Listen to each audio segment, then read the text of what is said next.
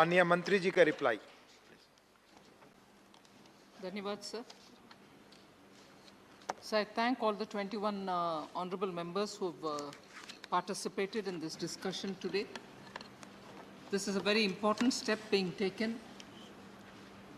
There is one bill which is now passed through the Lok Sabha, aiming to bring in certain amendments to the three acts, which are the Chartered Accountants Act, the Cost and Works Accountants, and the Company Secretaries Act. Amendments are being brought in through one legislation so that all the three can be brought in with the same kind of amendments. And that has been after good consultation with the legislative department, who have advised us that one amendment through one legislation, the three can be amended, because the objective is similar.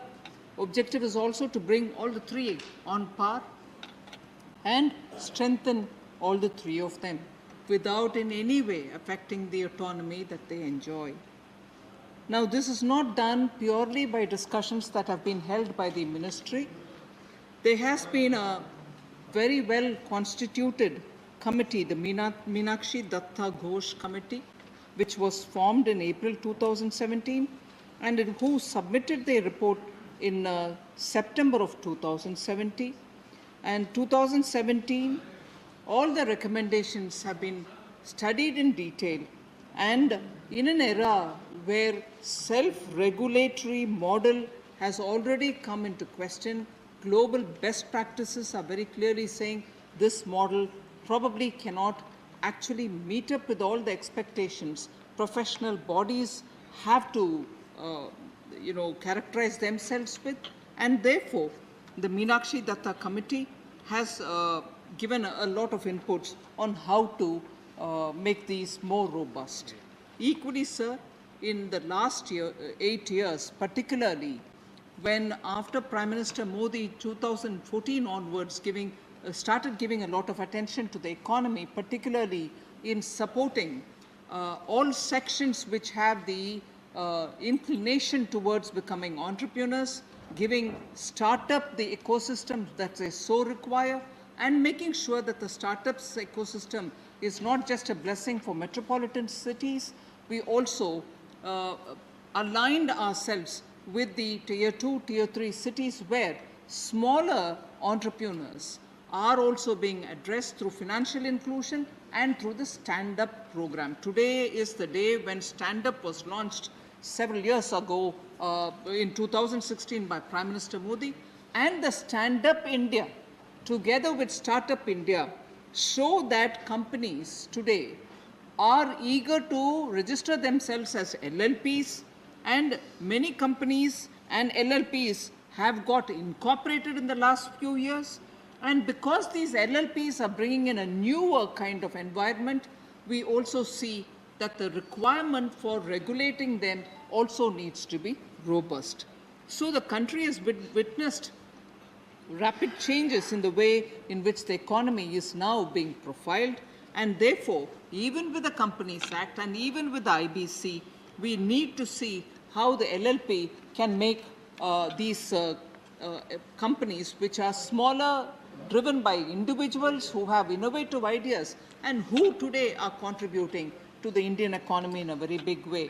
So at this time, the sanctity of the audited financial statement, which is where all the chartered accountants' role come into play, has got to be maintained, has got to be given its due position, and we need to have, therefore, audit and certification quality.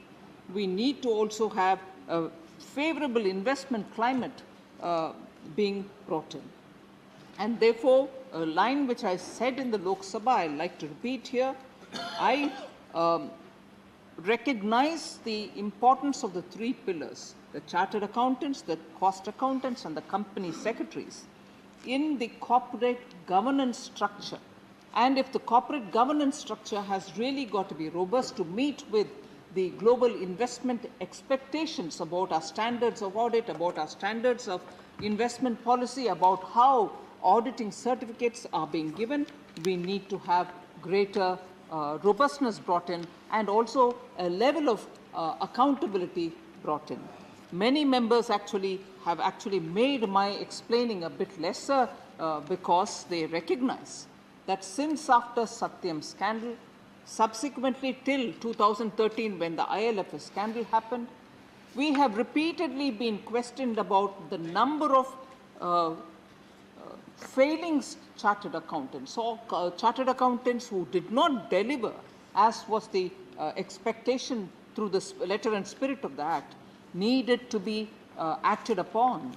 And in that, you find that over and over again, questions are being asked as to why wouldn't it be a more transparent process.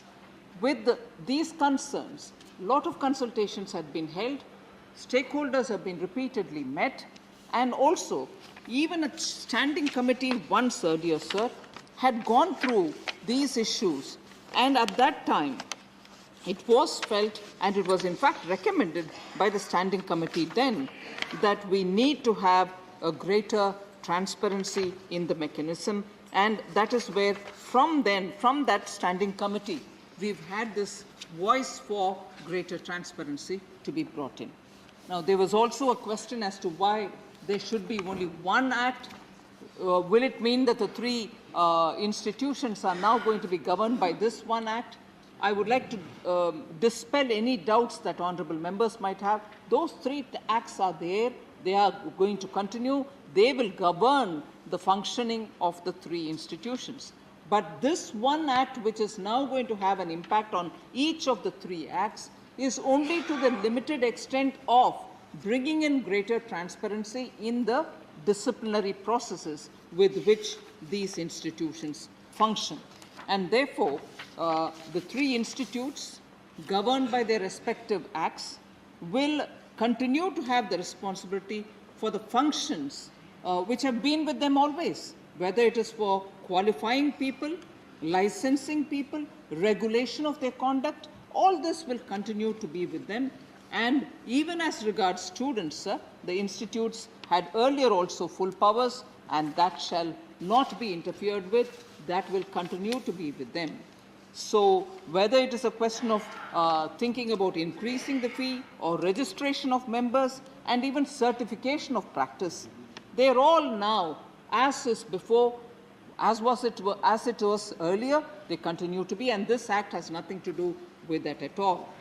The Council will have full powers to fix the fees and certifying the members.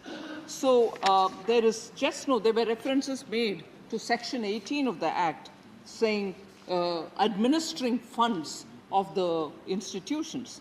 They will continue to be as per the provisions of Section 18 of the Act. So there is no change at all in the composition of the councils responsible for the management of affairs of the institutes. The ICA has 40 members, 8 of them government nominees, 32 elected members. SI and the Institute of Cost Accountants of India, 5 government nominees and 15 elected members. The institutes, therefore, shall continue to function under overall control, guidance and supervision of their respective councils, which are as per their acts. So, therefore, sir, I just want to emphasize that in the proposed amendments, the Council shall continue to constitute these bodies as per the existing practice. Government will not constitute them. That has to be, I would like to reiterate that point, that the government does not constitute these. There will also be no change in the number of members in these bodies. So I want to assure members that the proposal which are in the Act will have to be laid bare to understand it. The coordination committee, about which a lot of members have spoken, it may be noted, sir, that the 2 other institutes, the cost accountants and the company secretaries of India, have not objected.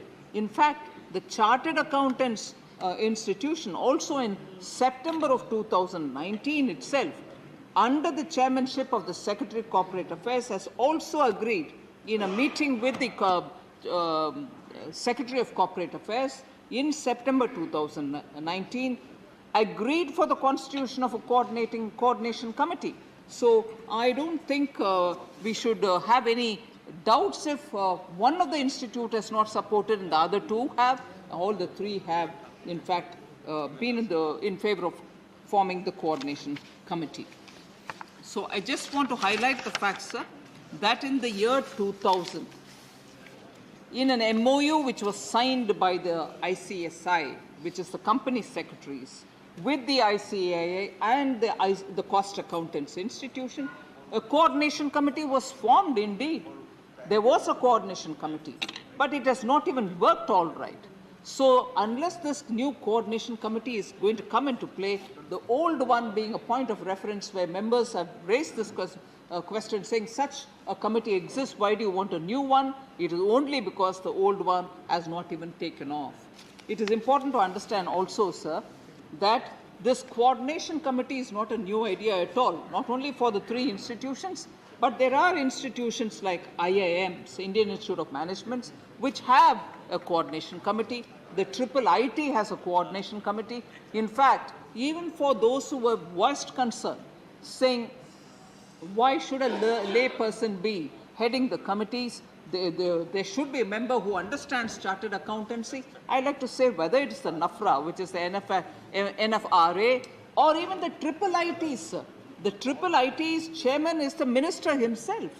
So none of their functioning has gotten affected negatively just because a non-professional member is being brought in. Globally, the conduct of chartered accountants who are auditors and public interest entities are regulated by independent authorities. That is what is happening with NAFRA also.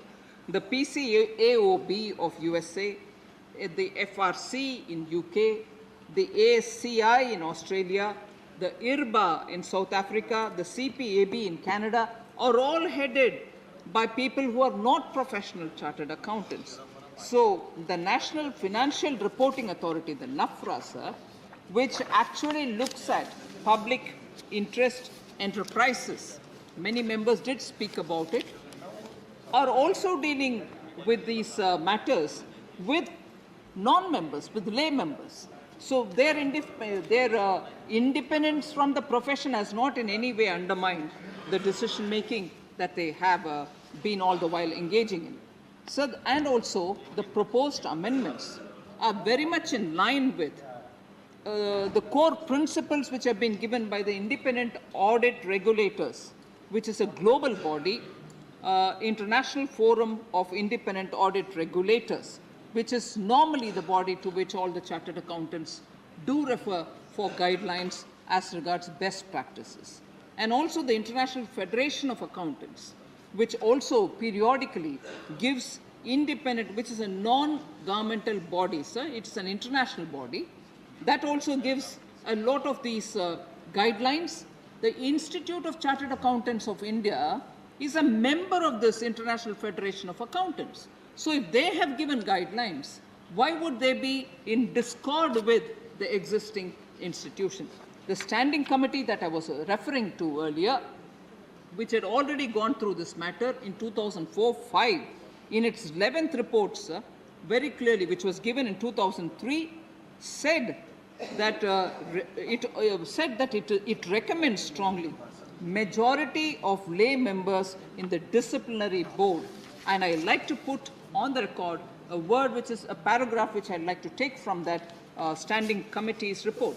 And I quote, sir, the committee recommends that such a body should be headed by a person not below the rank of joint secretary belonging to the legislative service.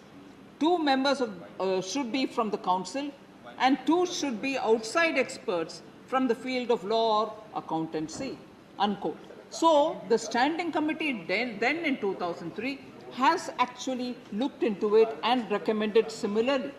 Whether it is the UK, the USA or South Africa, and in particular the state California, have all got lay members, and the current standing committee has also gone through this bill, and therefore any suggestion that a select committee reference be made would be only superfluous because members of the Rajya Sabha are also members in that standing committee which has actually looked into the details. The current standing committee gave it and then submitted in the Lok Sabha, post which I have come here, sir. I am referring to 2003, but even now, the current standing committee has gone through it, not 2003, and 2003.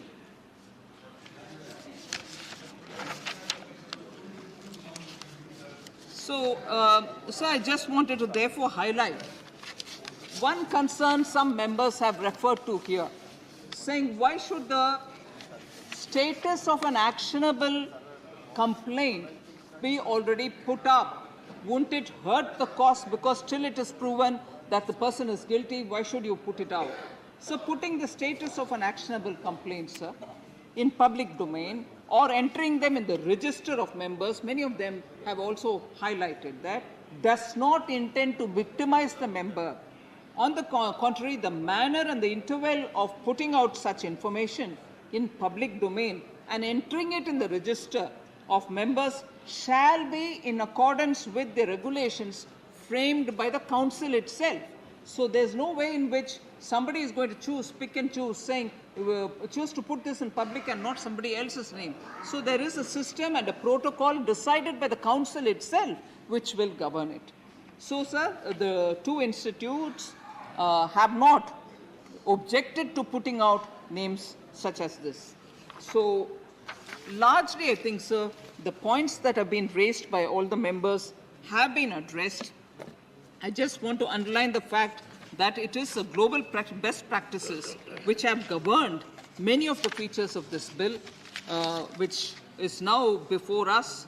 It is necessary that we appreciate that without touching the independence of the autonomy of these institutions, we'd like to bring in these changes, sir.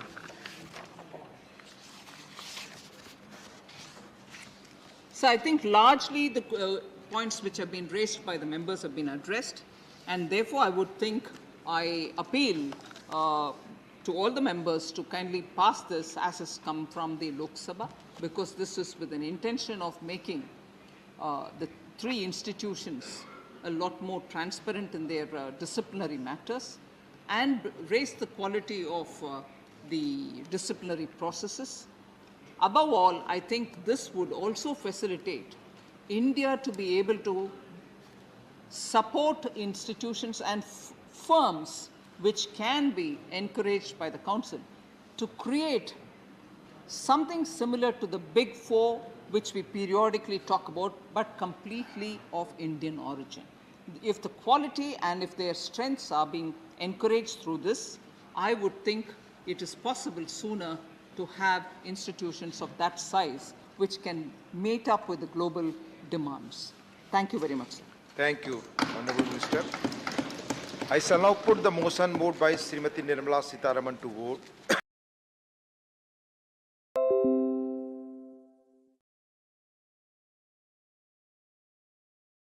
माननीय सुशील कुमार मोदी जी। महोदय, मैं इस bill के समर्थन में बोलने के लिए खड़ा हुआ हूं।